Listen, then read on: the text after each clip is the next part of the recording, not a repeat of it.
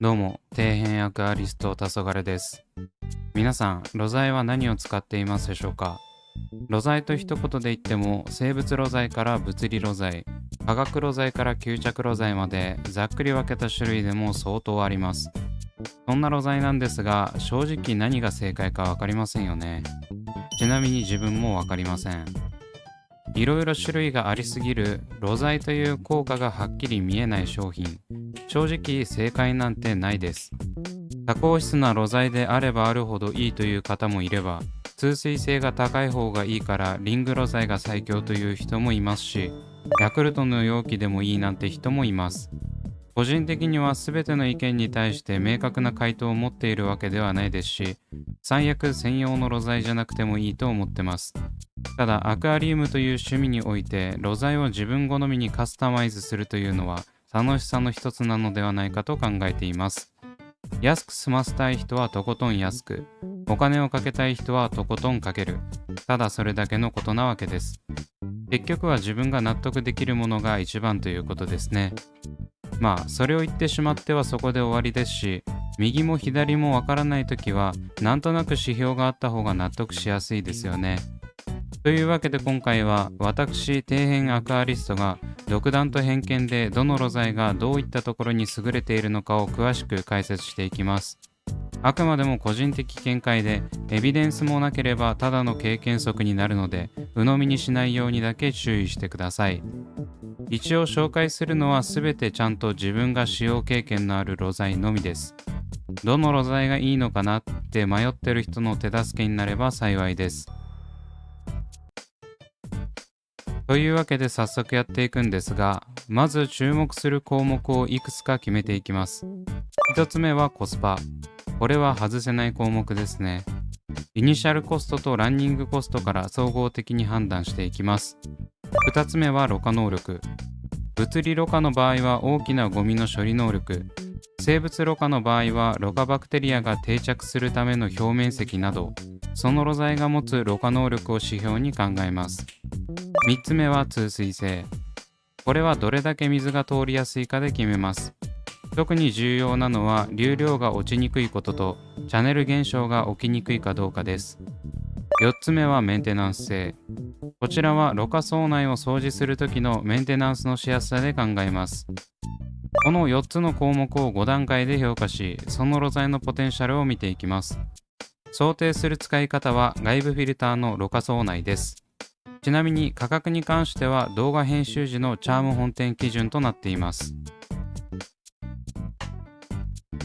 それでは紹介していこうと思うんですが、その前に予備知識としてざっくりとした露材の特徴についてお話しします。まずは物理露材。物理露材というのは大きなゴミをこし取る、いわばネットのような存在です。水草のカスや有機物など目に見えるものをキャッチし、水槽内に出さないようにします。生物露材というのはその露材に水をきれいにするろ過バクテリアを定着させることで有害な物質を無害な物質に変えます。これがろ過の基本であり一番重要なところです。このろ過バクテリアは露材の表面につくため、生物露材はできるだけコンパクトに表面積を稼ぐために多孔質になっているものが多いです。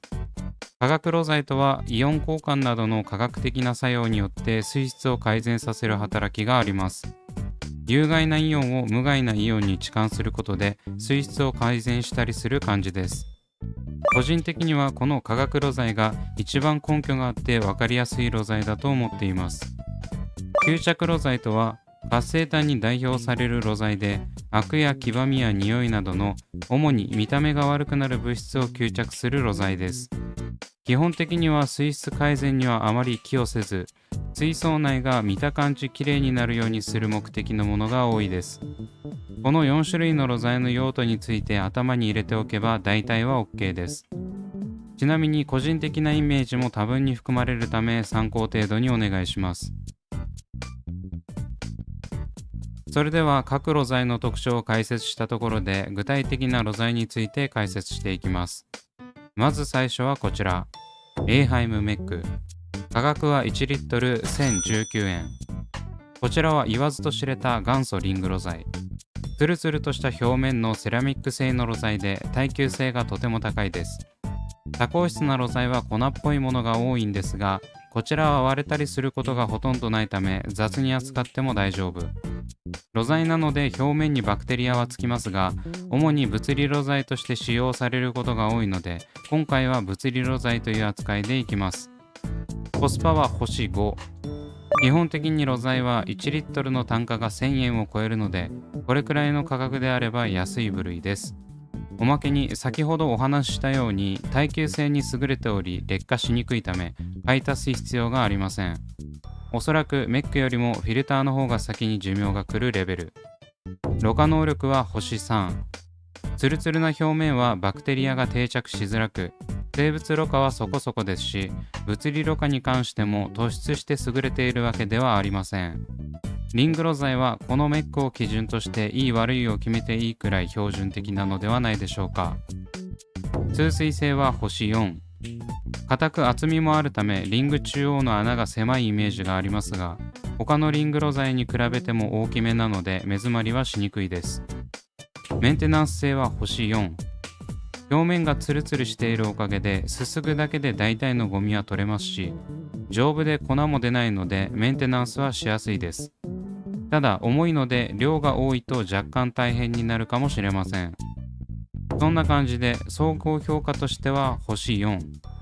物理ろ過特化の使い回しができるロ材ではこれを基準に考えた方がいいです。続いてはエーハイムメックプロ。価格は1リットル1730円。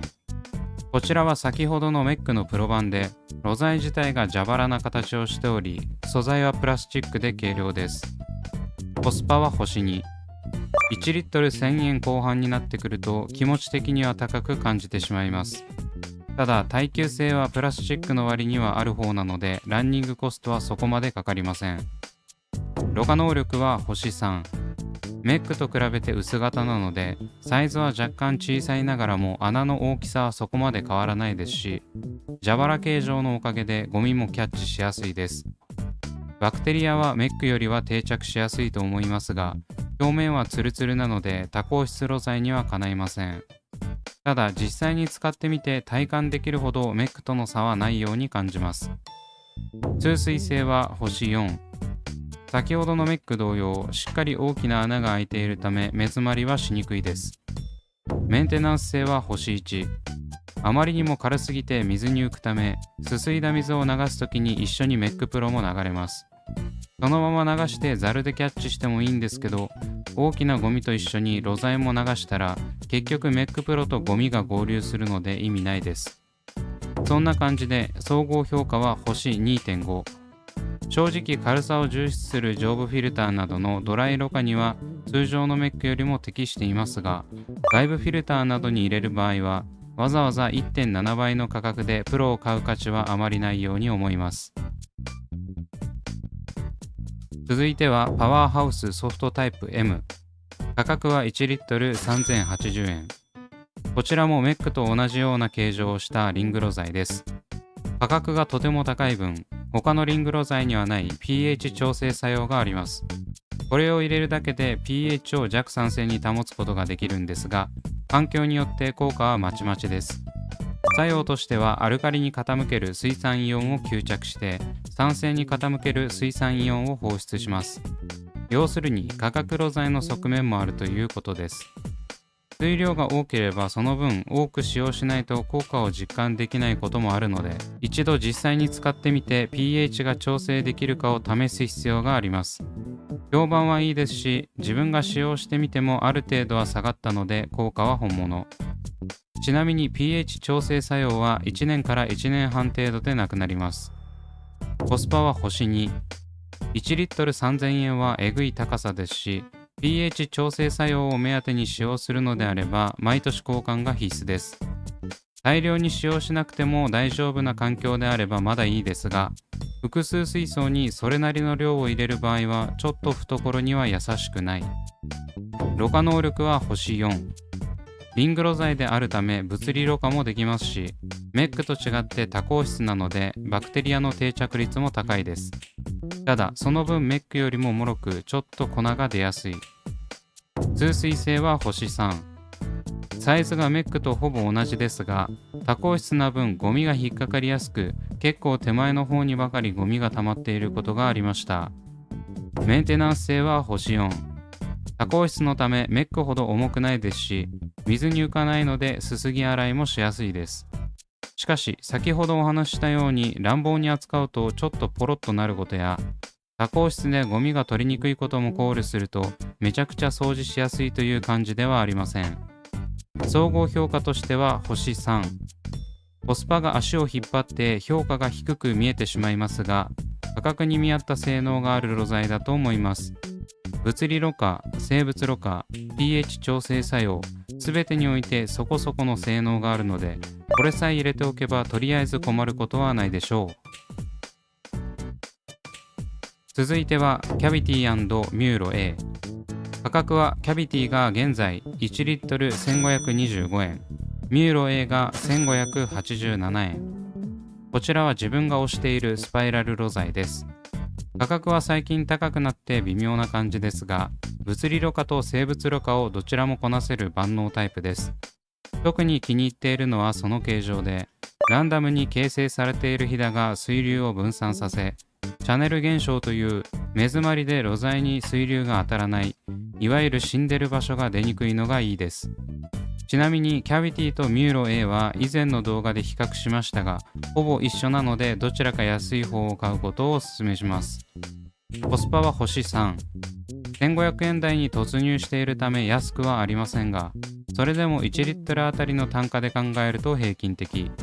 ただプラスチック製で使っていくうちに砕けたりするので、耐久性を考えるとランニングコストは若干かかりそう。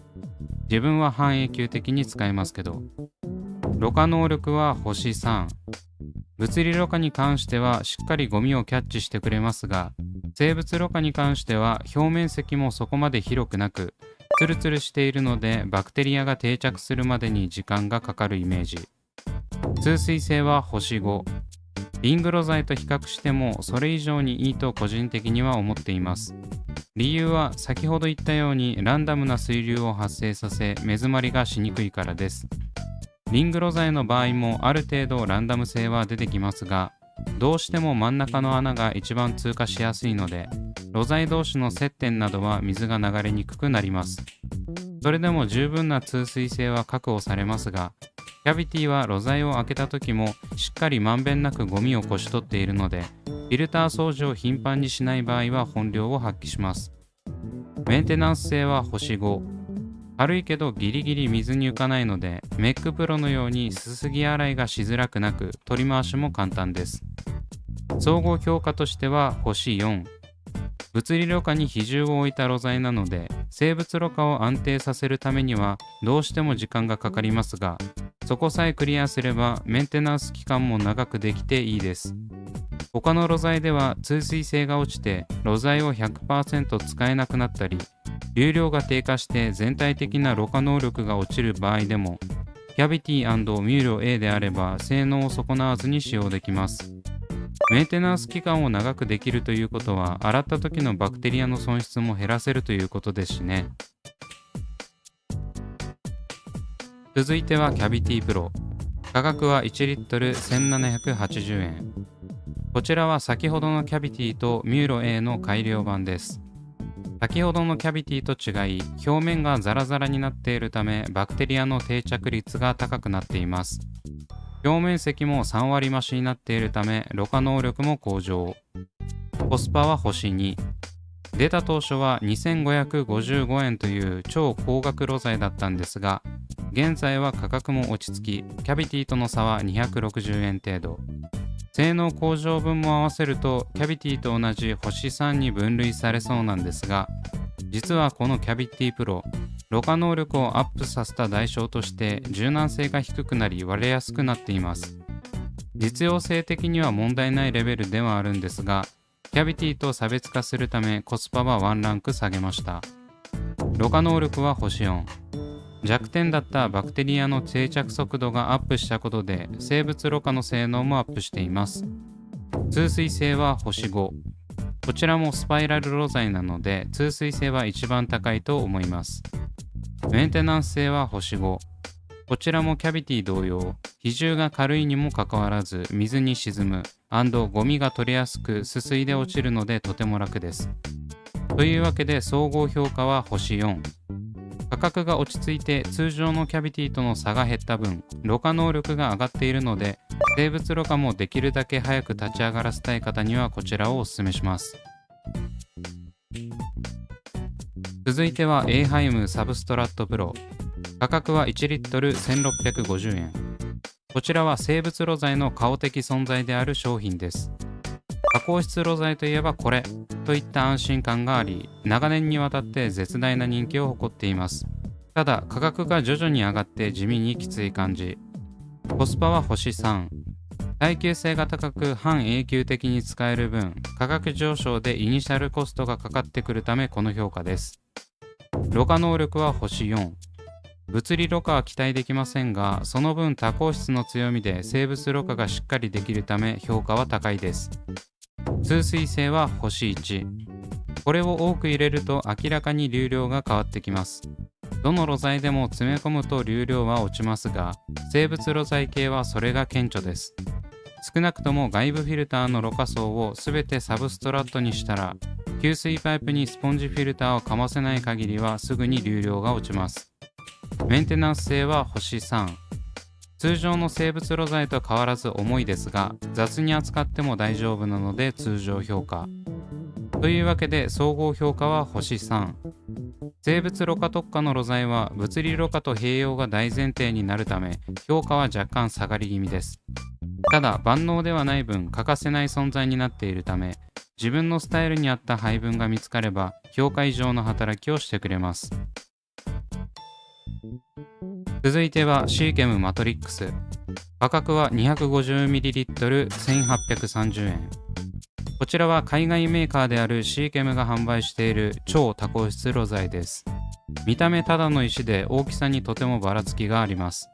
内部にも多孔質部分があるため、従来では難しいとされていた脱窒バクテリアを利用した消化サイクルを実現させることができます。軽く検証した感じ、ある程度脱窒効果はあるようなので穴が中粗ではありません。コスパは星3。これに関してはすごく迷ったんですが、普通という評価にさせていただきます。単純に考えると 250ml で1830円ということは1リットル7320円というえげつない価格になるんですが、サブストラットプロが1リットルあたりの表面積が450平方メートルに対して、このマトリックスは 250ml で驚異の700平方メートル。サブストラット1リットルに比べてマトリックス 250ml の方が 1.55 倍も表面積が広いという計算になります。この表面積がろ過能力に直結するのか疑問なところもありますし、そこを基準に評価すると評価基準がブレると思ったんですが、定番の生物露材であるサブストと比較して無視できないレベルの表面積を誇っているので、サブストと同率にしました。ろ過能力は星5。明らかに少量でも効果を発揮しますし、250ml でも十分効果が実感できました。通水性は星2。露材自体の大きさが不規則で、水流にランダム性が出るため、サブストよりも悪くありません。ただ、生物露材のためお世辞にもいいとは言えないので星2。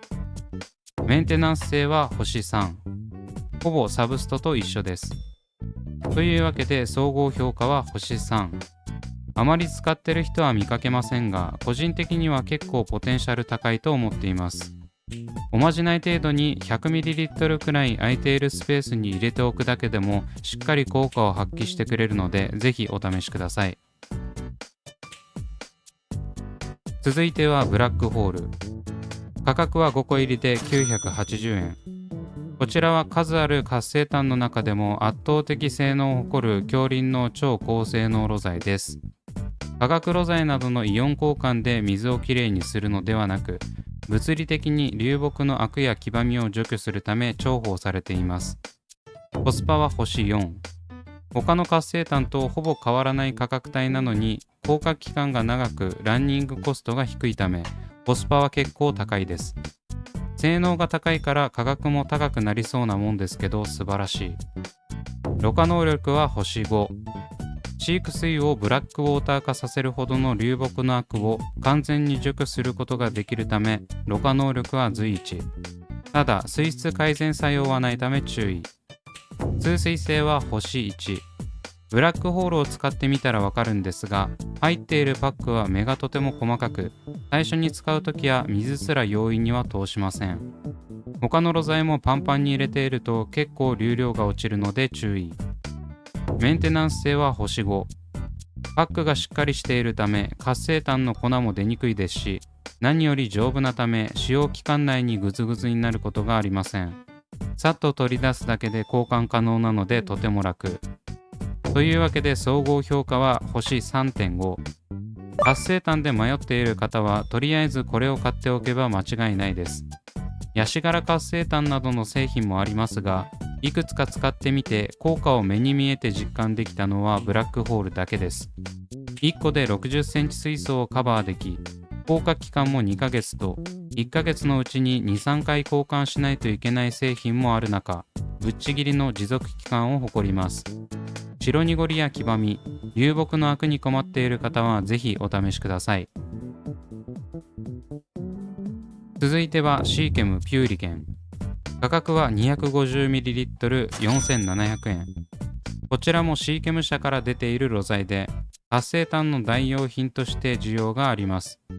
厳密には活性炭ではないんですが、ろ過の補助までしてくれるので使用用途は多岐にわたります。コスパは星4。250ml で4700円と高額なのでコスパ悪いんじゃないかと思われるかもしれませんが、実はこのピューリゲン 100ml で400リットルの水量に対応しています。なので賞味60リットル程度入る60センチ水槽でも 250ml の場合 16.7 個分の容量があります。これだけでなかなかのコスパなんですが、この露材は再生させることが可能なんです。塩素系漂白剤につけると再度吸着能力が復活し、最大6回まで再利用できます。すべてのピューリゲンを最大回数再利用した場合、60センチ水槽換算でジャスト100個分。ただ、あまりにも再生が面倒で手間がかかるため、星は1つマイナスにしています。ろ過能力は星3。尖った性能をしておらず、広く浅くろ過をしてくれるため、効果を実感しづらいです。立ち上げ初期の白濁りとかであればある程度効果が出ますが、ブラックホールのように強い流木のアクなどには微妙です。費用貧乏といった印象。通水性は星2。これに関しては入れるパックによっても左右されるので何とも言えないんですが、粒自体が小さいので通水性はお世辞にもいいとは言えません。メンテナンス性は星3。これも入れるパックに依存するため普通評価。というわけで総合評価は星3。なんか水がパキッとしないとか、立ち上げ初期でろ過の補助をしてもらいたいって時に使うといいと思います。常用しても特に水質に影響を与えるわけではないので、再生に手間を感じないのであればとりあえず突っ込んでおいて大丈夫です。続いてはリバースグレインフレッシュ。価格は 200cc2 個入り2075円。こちらはウォーターエンジニアリングから発売されている化学露材です。水質を軟水に保ちつつ pH を中性に近づけます。またイオン交換によりリン酸や硝酸塩を吸着してくれるため、水替えの頻度を下げることも可能。コスパは星2。60センチ水槽で2個必要になるため1回あたり2000円かかる計算になり、効果期間も3から6ヶ月と微妙な期間です。この期間については環境によって変動があると思うんですが、3ヶ月で取り替えないといけない場合はちょっときつい。ろ過能力は星5。高度成分を除去し、水草の水質浄化作用を底上げし、pH を中性にすることで有害なアンモニアの毒性を軽減させることができます。また硝酸塩、リン酸を吸着するため、苔抑制だけでなくろ過サイクルの補助も可能。そしてこの露材自体が生物露材の役割を果たすため、総合的なろ過能力はとても高いです。ちなみにイオン吸着性能が落ちても生物露材としては2年使用できます。通水性は星2。生物露材の中では目詰まりしにくい部類ではありますが、パックに入れていることも考慮すると普通よりも若干低いです。メンテナンス性は星5。もともとパックに入っており、露材自体も重くなく、取り出してすすぎ洗いするだけで済むので、メンテナンス性は高いです。というわけで、総合評価は星 3.5。効果期間が限定されますが、確かな水質調整作用と浄化作用を兼ね備えている万能露材です。コスパさえ考えなければ、石が多いレイアウト水槽でも軟水を維持できるため、水草育成もしやすくなること間違いなし。というわけで、自分が利用したことがある露材すべてを独断と偏見で評価してみました。1位は総合評価星4のエイハイムメックキャビティ&ミューロ A キャビティプロでしたが、そもそも生物、物理、化学、吸着でカテゴライズされているため、どの露材も一長一短あります。個人的にはスパイラル露材系信者なので推したいところなんですが、やはり生物ろ過に関しては他の多孔質露材に劣ります。自分のように生態も多い中、こまめにろ過総メンテナンスをせず、通水性が低下しやすい環境にある場合は、物理・生物両方そつなくいけるスパイラル露材が合っているだけです。基本的にはメックのような物理露材にサブストなどの生物露材のセットが無難ではあります。残りは状況に応じて水質調整作用のある化学露材や活性炭などの吸着露材を併用する感じです。とりあえず今回出た露材を買っておけば、ろ過自体は問題ないと思いますので、自分の好みに合った露材を選択してみてください。今回紹介した露材はすべて概要欄に商品リンクを貼っておきますので、気になった方はそちらもチェック。今後もこういった情報をお届けしていくので、気に入っていただいた方はチャンネル登録よろしくお願いします。というわけで今回はここまで。Twitter と Instagram もやっておりますので、そちらを見ていただけると嬉しいです。それではご視聴ありがとうございました。